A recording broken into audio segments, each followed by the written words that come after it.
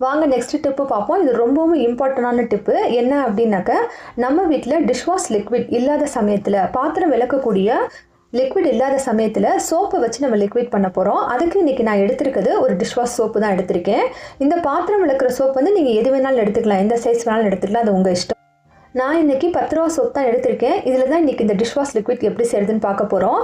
அதுக்கு இந்த மாதிரி தேங்காய் திருகக்கூடிய ஒரு கிரேட்டர் எடுத்துக்கிட்டு இந்த சோப்பை ஃபுல்லாக எல்லாத்தையும் கிரேட் பண்ணி விட்டுறணும். இந்த மாதிரி துருவினதுக்கு அப்புறமா ஒரு 5 கிளாஸ் அளவுக்கு தண்ணியை நல்லா கொதிக்க வச்சு எடுத்துக்கணும். அதை இந்த சோப் மேலே அப்படியே ஊற்றணும்.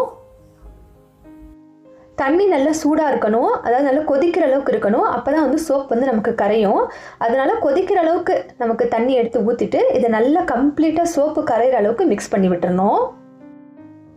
சோப் எல்லாம் நல்லா கரைஞ்சதுக்கப்புறம் இதில் 2 டீஸ்பூன் அளவுக்கு உப்பு சேர்த்துக்கணும். நம்ம நார்மலாக நம்ம சமையலுக்கு யூஸ் பண்ணக்கூடிய உப்பு தாங்க.